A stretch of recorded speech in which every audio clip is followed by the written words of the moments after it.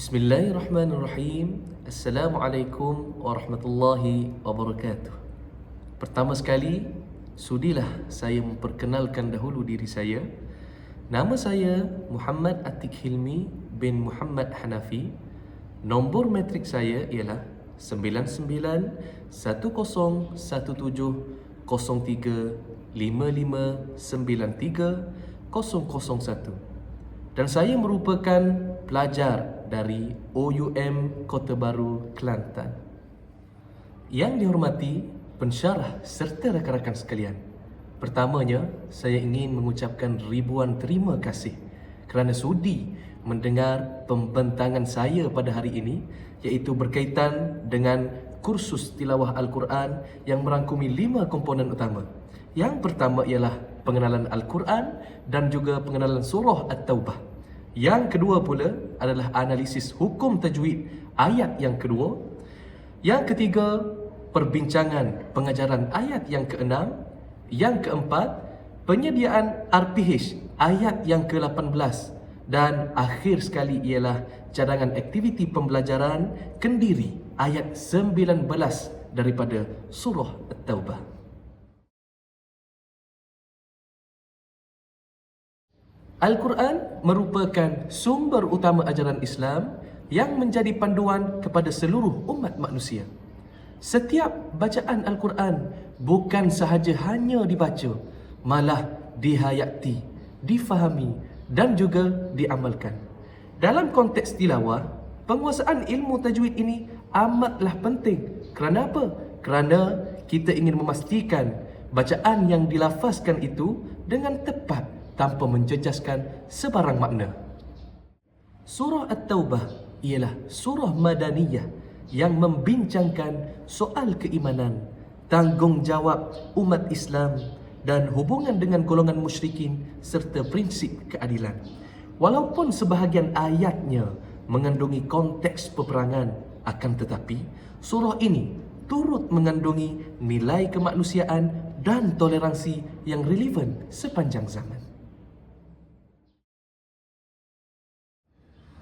أعوذ بالله من الشيطان الرجيم بسم الله الرحمن الرحيم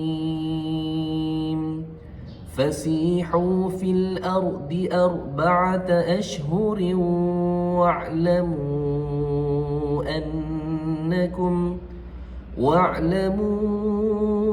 أنكم غير معجز الله وأن الله مخزي الكافرين. Baiklah. Pada ayat yang saya baca sebentar tadi, ada beberapa ilmu tajwid ataupun hukum tajwid yang dapat kita pelajari. Yang pertama adalah mad asli pada perkataan fasihu. Dalam kalimah ini terdapat 2 mad asli, iaitu pada si dan yang kedua pada hu. Dibaca bagaimana? Dibaca dengan qadar panjang 2 harakat. Fasihu. Baik, 2 tempat di situ. Seterusnya, yang kedua, alif lam qamariyah pada perkataan al-ardi. Pada perkataan al-ardi, bagaimana kita baca alif lam qamariyah? Kita baca alif lam qamariyah, kita jelaskan huruf lam itu. Kita jelaskan bacaan huruf lam mati itu dengan jelas dan nyata. Bagaimana? Al-ardi. Al-ardi, jelas dan nyata. Baik. Yang ketiga pula adalah ra' tafkhim. Ma makna ra' tafkhim? Ra' tafkhim ialah ra' tebal, di mana berlaku pada kalimah arba'ata. Di sini kita boleh lihat ra' yang mati sebelumnya baris atas. Syarat untuk ra' itu dibaca dengan tebal antaranya adalah sebelum ra' mati adanya baris atas. Maka ra' mati ini dibaca dengan tebal. Arba'ata. Baik, yang keempat, idgham ma'al gunnah pada perkataan ashhurin wa'lamu. Ashhurin wa'lamu. Di sini kita boleh lihat tanwin berbaris bawah bertemu dengan huruf waw yang hidup. Maka dibaca dengan ashhurin wa'lamu. Bagaimana? Kita memasukkan tanwin itu ke dalam huruf waw beserta dengan dengung. Okey, baik. Yang seterusnya, yang kelima, gunnah pada perkataan annakum. Annakum. Di sini kita boleh lihat adanya tasdid pada huruf nun. Maka kita wajib baca dengan gunnah. Bagaimana gunnah? Kita dengungkan huruf nun tersebut. Annakum. Annakum. Baik.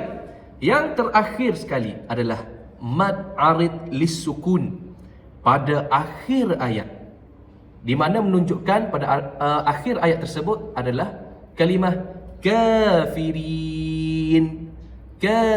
Kafirin. Adanya huruf mad sebelum huruf terakhir. Maka di sini terjadinya hukum mad arid lis-sukun. Mad arid lis-sukun ni boleh dibaca dengan dua harakat. Contoh, kafirin. Kafirin. Juga boleh dibaca dengan 4 harakat. Kafirin. Kafirin. Dan akhir sekali boleh juga dibaca dengan qadar 6 harakat. Kafirin. Kafirin. Okey, baik. Melalui analisis ini, jelas bahawa pemahaman tajwid bukan sekadar teori, tetapi membantu menjaga keindahan dan ketepatan makna kalam Allah.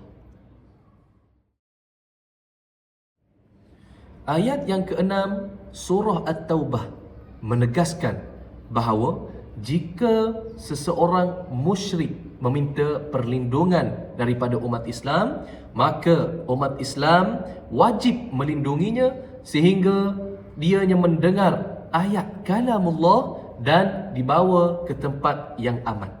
Baik, dari ayat ini saya dapat huraikan 3 pengajaran utama.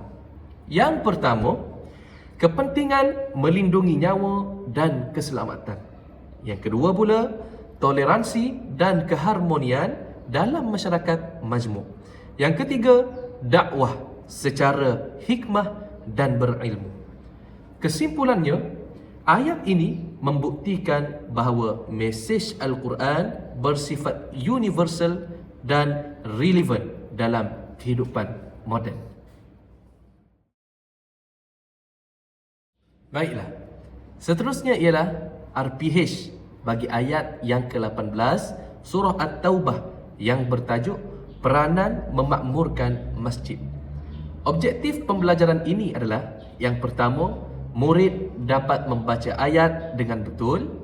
Yang kedua, murid dapat menyatakan 3 ciri orang yang memakmurkan masjid. Dan yang ketiga, murid dapat menilai kepentingannya serta mencadangkan tindakan praktikal. Elemen PAK 21 yang diterapkan ialah komunikasi, kolaborasi, pemikiran kritis, kreativiti dan nilai. Set induksi menggunakan gambar masjid aktif dan sunyi untuk mencetuskan pemikiran kritis. Aktiviti perbincangan kumpulan menggunakan kad situasi seperti kurang jemaah atau program tidak mendapat sambutan.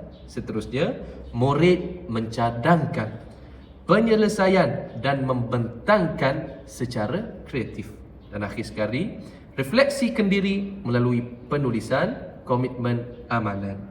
Unsur fun learning yang diserap termasuk pembelajaran visual, simulasi situasi sebenar, pembentangan kreatif dan soalan kebat berbentuk cabaran pemikiran.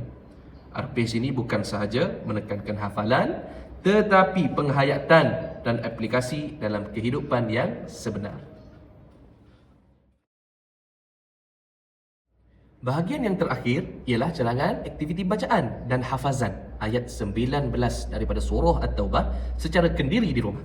Panduan ini mengandungi 4 langkah utama. Yang pertama, dengar dan ikut menggunakan audio mana-mana qari bagi membina sebutan yang tepat. Contohnya, mendengar audio daripada Qari Mishari Al-Afasi.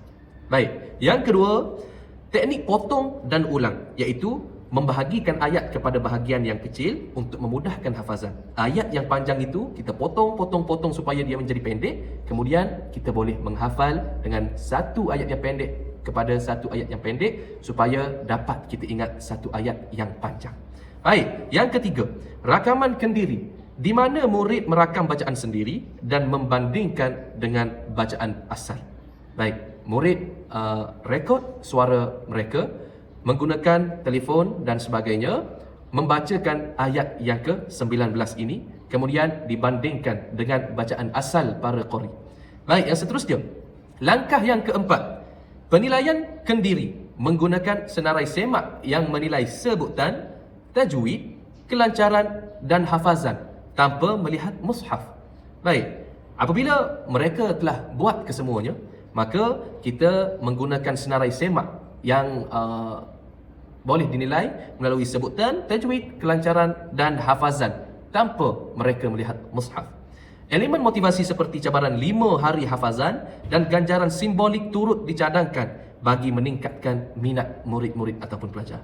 Pendekatan ini praktikal, mudah diakses dan membina kemahiran pembelajaran kendiri dalam kalangan murid sekolah rendah.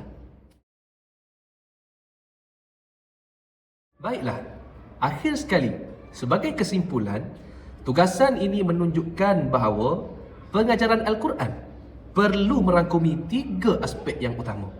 Yang pertama, ketepatan bacaan. Yang kedua, kefahaman makna. Dan akhir sekali yang ketiga adalah penghayatan dalam kehidupan.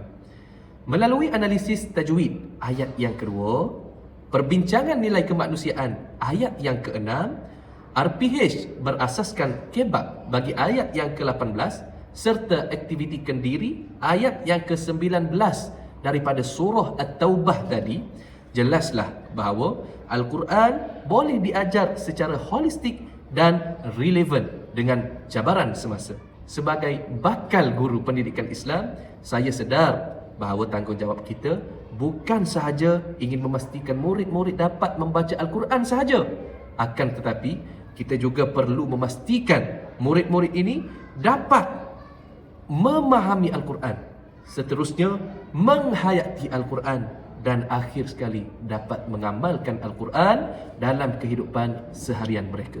Jadi itulah sahaja pembentangan tugasan saya pada kali ini. Akhir sekali saya ingin mengucapkan ribuan terima kasih kepada semua kerana sudi mendengar pembentangan tugasan saya pada hari ini, dan saya akhiri pembentangan ini dengan ucapan wabillahi taufiq wal hidayah. Wassalamualaikum warahmatullahi wabarakatuh.